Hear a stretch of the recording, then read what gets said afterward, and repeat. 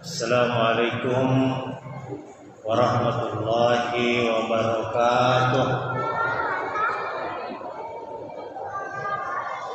Alhamdulillah wa kafa wa salamun ala ibadihi allazina istafa ma ba'd. Subhanaka la ilma lana illa ma 'allamtana innaka antal alimul hakim. Rabbi shrah li sadri wa yassir li amri wahlul 'uqdatam min lisani yafqahu. Segala puji bagi Allah Subhanahu wa taala, Zat yang Maha Pencipta, yang Maha Memelihara, yang Maha memberi rezeki, Zat yang Maha mendengar, Maha melihat, Maha mengetahui. Dialah Allah, Zat yang awal tanpa ada permulaan, dan dialah yang akhir tanpa ada kesudahan. Tidak ada yang bergerak di atas permukaan bumi ini, bahkan di alam semesta ini, melainkan dalam pengetahuan Allah Subhanahu wa taala. Hadirin jamaah Masjid Agung At-Taqwa, dan saya muliakan para alim ulama, para guru, para ustaz, para guru kita, para kiai, dan seluruh jamaah masjid yang kami cintai.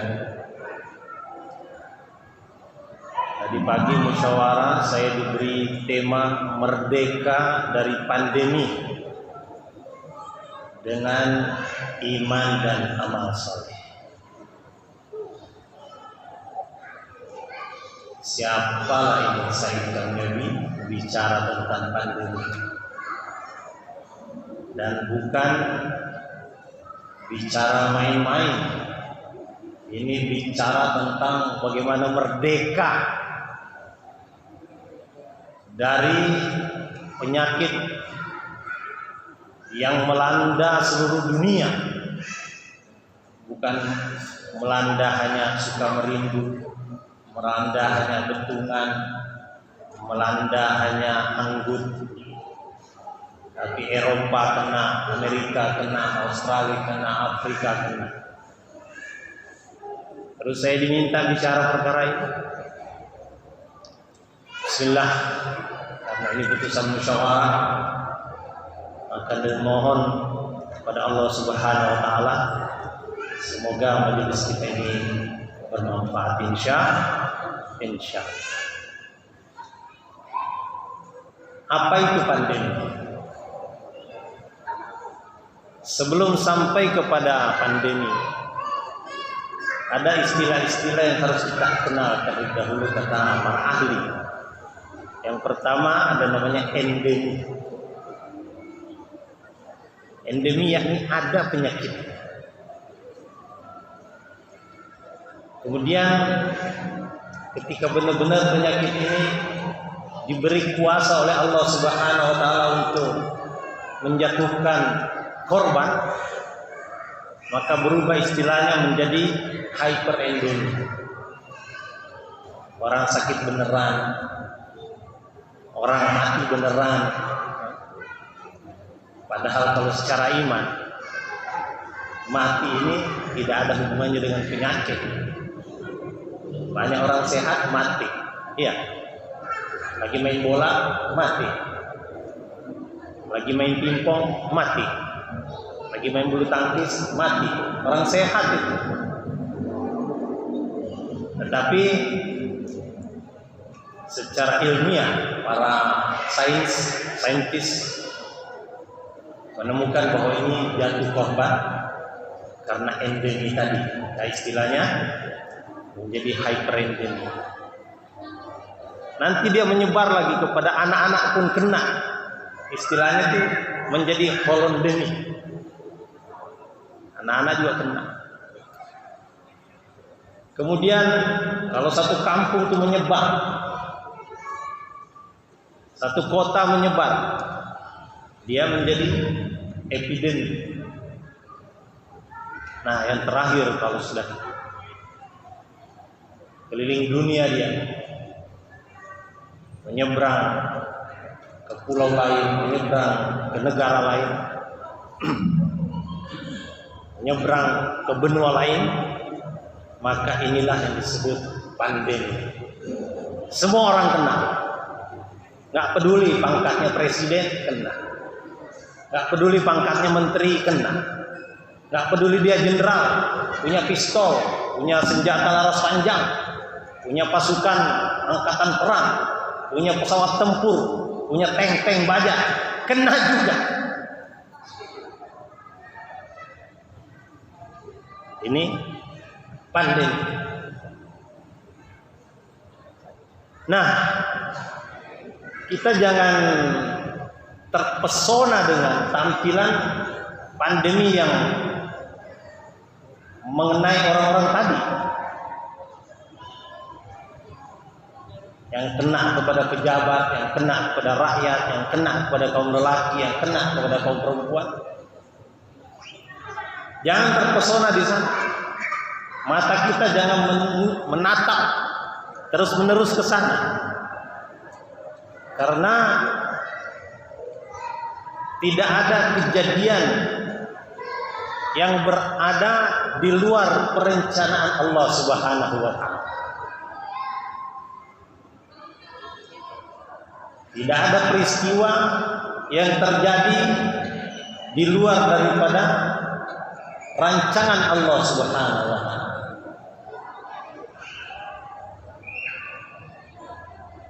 Jadi yang harus kita tatap ke depan itu tetap siapa yang menciptakan pandemi itu? Siapa yang mengizinkan pandemi itu menyebar? Siapa yang memberi kesempatan pandemi itu untuk menerjang para ahli kesehatan sekalipun? Para dokter pun kena, para ahli pengobatan pun kena. Kalau kita melihat kepada peristiwa-peristiwanya, maka kita akan berada dalam masalah iman. Orang beriman itu melihat peristiwa,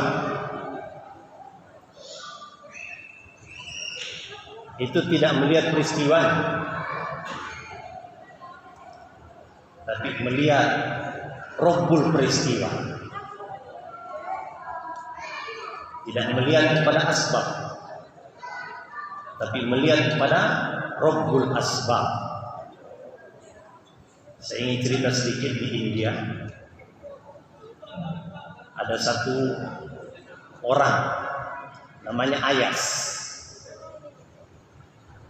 Ayas ini sangat disayangi raja, sehingga orang-orang menjadi iri hati kepada dia.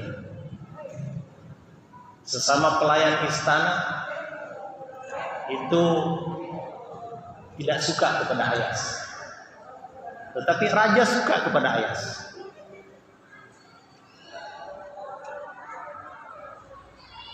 Maka Ayas ini untuk sampai kepada derajat disukai raja, untuk sampai kepada derajat dicintai raja, itu tidak serta-merta seperti itu. Dia diuji. Jadi ujian yang datang kepada kita itu jangan sampai membuat kita suuzon, yakni bersangka buruk kepada Allah Subhanahu wa taala. Apa ujian yang diberikan sang raja kepada Ayas? Ayas biasanya dikasih makan yang lezat. Apa kata Ayas? Syukriya. Thank you. Terima kasih. Dikasih makanan yang manis, dia bilang syukriya. Dikasih makanan yang asam, dia bilang syukriya. Dikasih makanan yang pahit, Dia juga bilang syukriya, syukriya. Akhirnya raja panggil dia, Ayas, saya kasih kamu makanan lezat, kamu bilang syukriya, syukriya. Saya kasih kamu makanan yang asam, kamu bilang syukriya, syukriya. Saya kasih kamu makanan yang pahit, kamu juga bilang syukriya, syukriya. Ada apa kamu? Apa jawab Ayas? Ayas mengatakan, wahai Tuan Raja, sebenarnya saya tidak melihat kepada benda yang Tuhan berikan kepada saya. Jadi saya melihat kepada siapa yang memberi kepada saya. Yang memberi kepada saya adalah Tuan Raja, Tuhan yang mulia, Tuhan yang terhormat. Tidak mungkin Tuan Raja ingin mencelakakan saya, karena Raja ini adalah terkenal penuh kasih sayang kepada rakyat. Tidak mungkin Tuhan mau mencelakakan saya. Karena itu saya melihat kepada siapa yang memberi. Nah sekarang ini tuan-tuan dan jemaah Masjid Agung At-Taqwa yang dirahmati Allah Ta'ala, keadaan kita sekarang ini, kalau kita melihat kepada pandemi yang menimpa seluruh umat manusia ini, memang kita berada dalam masalah iman. Karena itu pada kesempatan yang berbahagia ini, saya tidak akan berani melewati para ahli-ahli, para pakar-pakar tentang pandemi. Karena saya memandang pandemi ini ada dua macam. Satu, pandemi jasmani, dan yang kedua pandemi ruhani. Pandemi apa? Pandemi jasmani dan pandemi ruhani. Kalau pandemi jasmani, banyaklah para pakar 24 jam ilmunya beredar di sosmed. Yang saya mau bicarakan sekarang ini adalah pandemi ruhani. Pandemi jasmani, betapapun sakitnya, betapapun menderitanya, betapapun pedihnya, betapapun perihnya, kalau nyawa sudah dicabut, sudah langsung sembuh. Ini pandemi jasmani. Tapi kalau pandemi ruhani, walaupun nyawa sudah dicabut, itu penyakitnya tidak akan sembuh. Bahkan masalahnya semakin panjang. Apa itu pandemi ruhani? Namanya corona juga. Corona ruhani.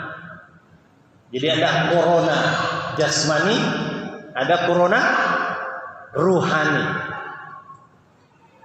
Apa itu corona ruhani? Pertama, cara hidupnya sombong. Kalau mau cepat ingat, combong. Itu pandemi ruhani. Itu menimpa jenderal juga, menimpa kopral juga, menimpa orang Amerika, menimpa orang Eropa, menimpa orang Australia, menimpa orang Afrika, menimpa orang Anggut, menimpa orang Betungan, menimpa orang air sebakul. Combong. Ini pandemi ruhani yang lebih berbahaya. Karena sombong ini adalah pakaian Allah Subhanahu wa Ta'ala.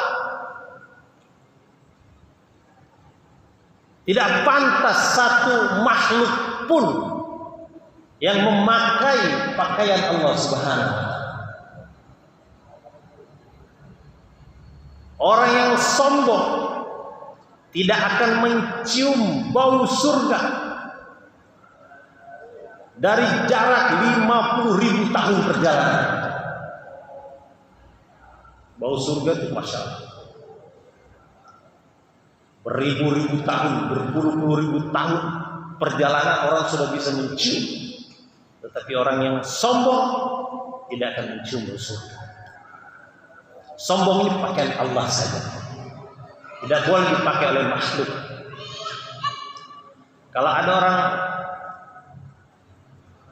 di luar sana yang memakai pakaian jenderal ke bintang 4 di sini, katakanlah Satpol, mana Satpol PP? Hah? Satpol PP coba pakai pakaian jenderal, dia pakai bintang 4 di pundaknya. Kira-kira jenderal senang nggak sama dia? Bakal tampil gitu. Satpol PP coba-coba pakai pakaian jenderal. Ini pandemi ruhani. C, sombong. Cara hidupnya sombong. Yang pertama. Yang kedua,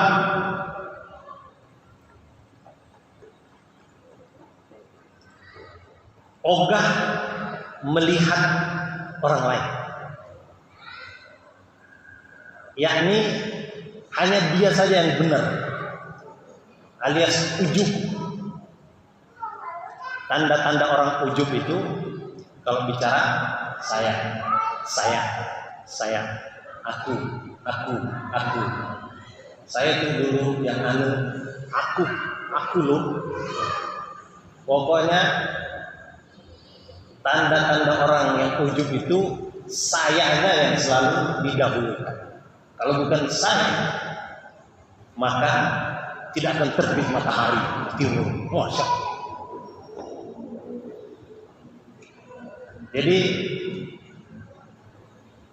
orang ini tidak mau melihat orang lain, tidak mau menganggap orang lain. Orang lain ini tidak ada nilai di mata dia. Orang ini namanya ujub, ogah melihat orang, ogah disaingi. Ini CO. Kemudian R-nya riya, pamer. Kalau dia punya, tunjukkan ke sana kemari, pamerkan ke sana kemari. Dia punya HP baru dipamer, dia punya mobil baru pamer, punya rumah baru pamer, punya kuburan baru pamer kan ya? Dan nggak sempat pamer kalau sudah masuk kubur. Riya ini penyakit pandemi ruhani yang sangat berbahaya. Kalau orang riya, amal-amalannya ditolak, tidak akan diterima oleh Allah Subhanahu wa Ta'ala. Rugi. Semoga Allah hindarkan kita dari penyakit ini. Kemudian berikutnya, yakni orang punya dia hasud. Kalau orang punya dia tidak suka. Orang lain tuh tidak boleh punya, dia saja yang boleh. Orang lain tidak boleh punya harta, orang lain tidak boleh punya kebun, orang lain tidak boleh punya rumah, orang lain tidak boleh punya mobil. Bahkan kalau perlu orang lain gak boleh punya gigi palsu, dia saja yang boleh punya gigi palsu. Ini orang seperti ini berada dalam bahaya. Jadi ada rasa ingin menghilangkan milik orang, berpindah menjadi milik dia, ataupun yang penting jangan orang itu punya. Kalau orang punya, dia juga ingin punya. Atau dia ingin melewati kepunyaan orang punya sepeda motor, dia ingin punya mobil, orang punya mobil, dia ingin punya kapal tempur, masya Allah. Hasud, iri hati, ini penyakit pandemi ruhani. Kemudian N-nya ini enggak mau berbagi, alias bakhil, alias kikir, bin kedekut, bin sekke, apa lagi? Kikir. Orang ini enggak mau berbagi. Ini penyakit pandemi ruhani yang berbahaya. Karena seluruh benda-benda di alam semesta ini bukan milik dia. Semuanya milik Allah. Dititipkan kepada dia. Mungkin 1 juta, mungkin 10 juta, mungkin 100 juta, mungkin 10 miliar, mungkin 1 triliun. Berapapun itu bukan milik dia. Jangankan harta di luar sana, yang ada dalam dirinya juga bukan milik dia. Matanya bukan milik dia. Kapan-kapan Allah mau ambil, diambil saja matanya. Kadang-kadang nggak diambil sekaligus, pelan-pelan diambil matanya, bikin kabur-kabur dulu, pelan-pelan, sehingga dia harus beli kacamata, makin tebal kacamatanya, pelan-pelan diambil lagi. Emang bukan milik dia. Pendengarannya diambil pelan-pelan, tenaganya diambil pelan-pelan. Dulu bisa mengangkat barbel 200 kg, menurun lama-lama jadi tinggal 100, lama-lama tinggal 50, lama-lama tinggal 10, lama-lama tinggal sekilo, lama-lama angkat badannya sendiri juga nggak bisa, lama-lama dia sendiri yang harus diangkat. Ini kalau orang punya sifat bakhil, itu jauh dari manusia, jauh daripada Allah, dekat kepada neraka. Ini orang yang bakhil, jauh dari manusia, jauh daripada Allah, dekat kepada neraka. Sebaliknya orang yang pemurah, itu dekat kepada manusia, dekat kepada Allah, dan dekat kepada syurga. Semoga kita termasuk orang yang dekat kepada syurga. Amin. Kemudian yang terakhir, A, C O R O N A, amarah, dendam kesumat. Ini juga pandemi rohani.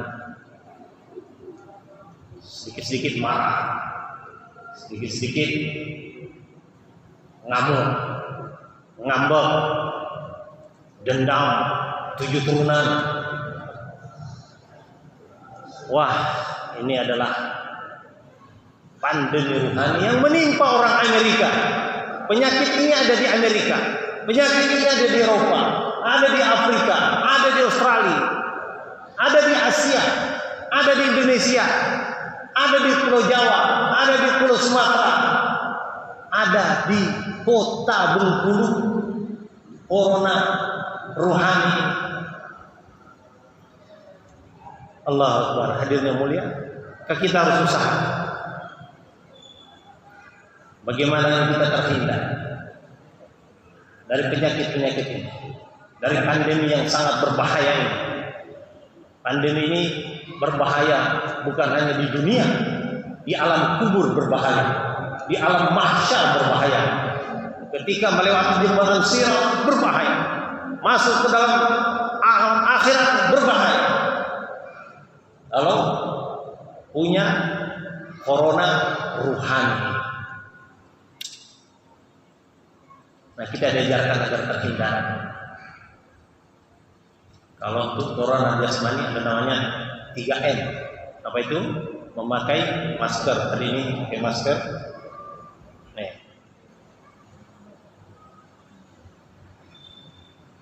bicara dibuka dulu. Ini untuk menghindari diri dari pandemi corona jasmani. 3M. 1. Memakai masker. Kedua, menjaga jarak. Dan yang ketiga, menjauhi kerumunan. Untuk selamat dari pandemi ruhani, 3M juga. Apa itu? 1. Memakai sandal ke masjid. M1 ya. Memakai sandal kemana? Ke masjid. Itu 1. Buat laki-laki khususnya. Perempuan bagus itu. M yang pertama, memakai sandal ke masjid. Yang kedua, menjaga jarak dengan maksiat. Setuju? Kok pelan-pelan setujunya? Setuju? Kemudian yang ketiga, menjauhi perbuatan dosa. Ini 3M. Pertama, memakai sandal ke masjid. Kedua, menjaga jarak dengan maksiat. Kemudian yang ketiga, menjauhi perbuatan dosa. Isya jam berapa?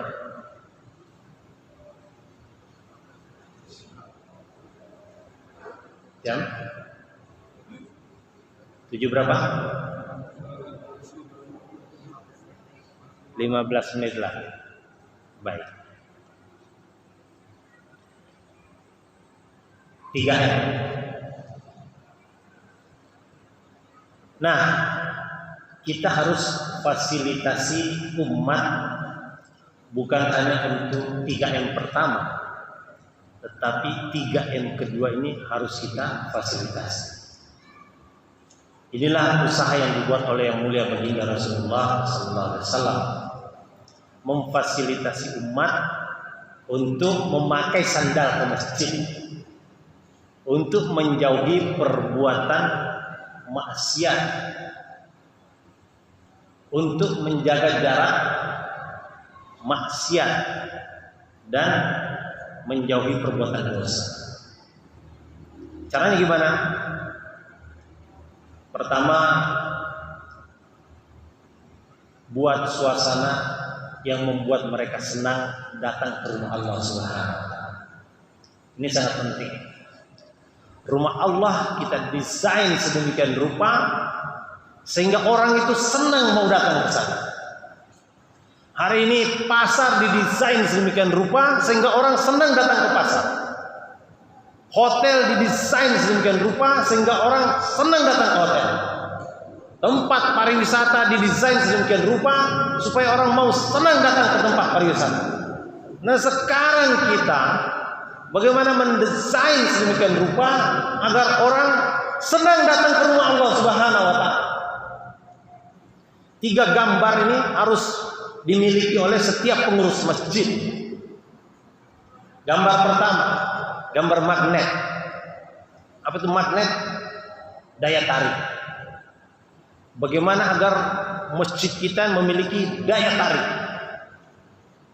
mampu menyedot orang yang berada di sekitar masjid, bahkan kalau perlu orang-orang yang jauh dari masjid juga tersedot datang ke masjid.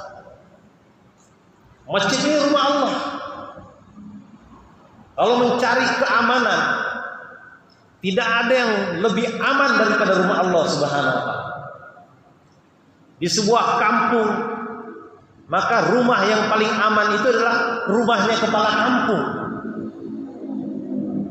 Di permukaan bumi ini tidak ada yang lebih aman daripada rumah Allah Subhanahu wa taala. Kalau di satu kampung orang minta perlindungan, maka paling aman dia datang ke rumah kepala kampung.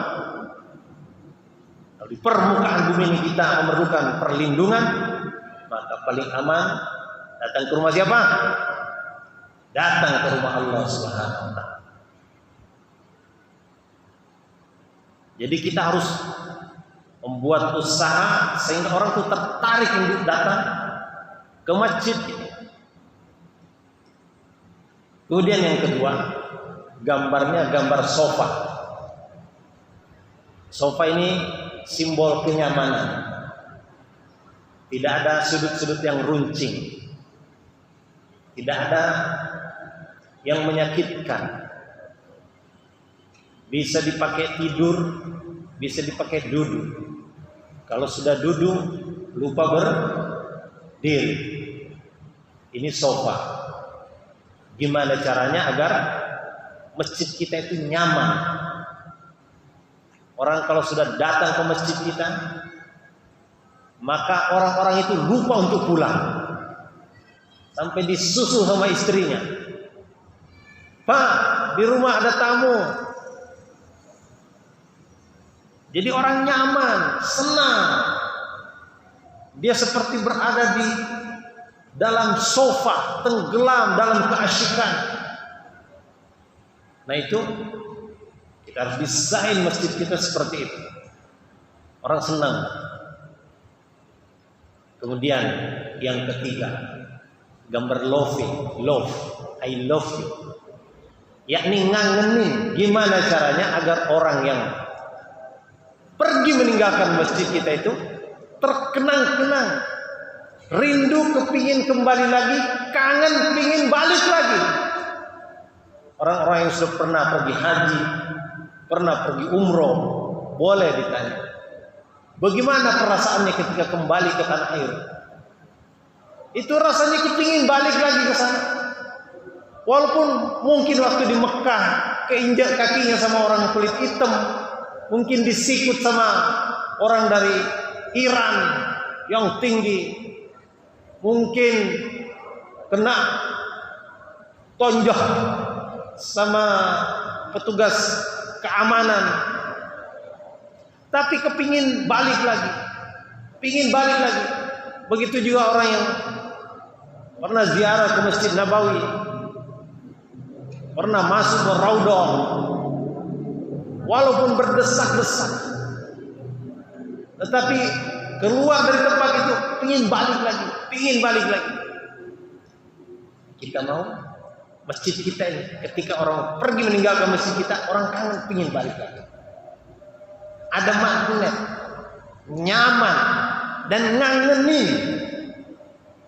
Gimana caranya? Sudah pernah saya sampaikan 9S. Anda masih ingat? Harus ada senyum. Setiap orang senyum. Jangan mahal senyum. Senyum ini memang harus dilatih. Pagi-pagi bangun, langsung ke depan cermin, angkat pipi kanan setengah senti, angkat juga pipi kiri. Jangan hanya pipi kanan. Latihan, tahan setengah menit, 30 detik tiap hari. Senyum. Jadi semua orang yang datang kita sambut dengan senyum. Bersedia insya Allah. Jangan pelit. Yang kedua, salam. Senyum, salam, sapa. Ketiga sapa. Ada yang bisa kami bantu? Tempat wudhu di sana, kamar mandi di sana.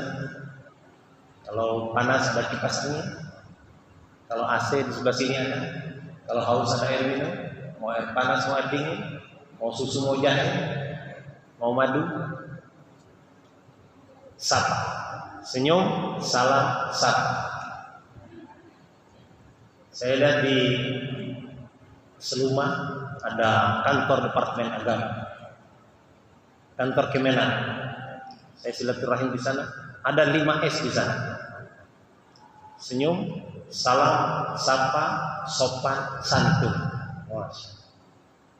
Tetap dengan sopan santun. Kalau orang senyum itu nggak bisa matanya melotot. Jadi orang senyum itu matanya mesti nampak. Walaupun pakai masker, tapi kalau dia senyum nampak matanya itu berubah. Walaupun pakai masker, kalau marah matanya juga kelihatan melotot. Senyum, salam, sapa, sopan, santun. Ada 4 S lagi berikutnya. Sediakan singkong setiap saat. Singkong rebus. Sediakan makanan. Jadi 9 S. Senyum, salam, sapa, sopan, santun. Sediakan singkong sampai sahur atau sampai subuh, sampai siang juga boleh, sampai sore juga boleh. Sediakan sate juga boleh, sop juga boleh. Masjid siapkan makanan. Kenapa masjid kita siapkan makanan? Karena di masjid Nabi selalu ada makanan. Kalau masjid kita tidak ikut masjid Nabi, terus kita mau ikutkan kemana masjid kita?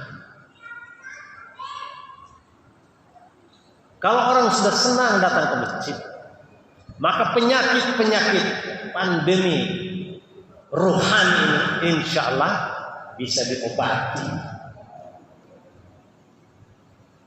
Penyakit combongnya bisa diobati. Kenapa? Walaupun jenderal, dia tetap harus mencium lantai. Dia tidak boleh marah. Kamu kopral, kamu saja yang cium lantai. Saya ini jenderal. Saya ini sholatnya berdiri saja. Tidak boleh jenderal. Jenderal juga harus cium lantai. Hilang sombongnya. Penyakit ujubnya juga nanti akan hilang. Azan. Hadirin yang mulia, penyakit corona ini datangnya dari Allah dan akan kembali kepada Allah. Tetapi kita dekatkan diri kita kepada Allah. Dialah Allah sebaik-baiknya. Saya sampaikan satu doa yang ada dalam surah Taubah. Hasbiyallahu la ilaha illa huwa alaihi tawakkaltu wa huwa rabbul arsyil azim.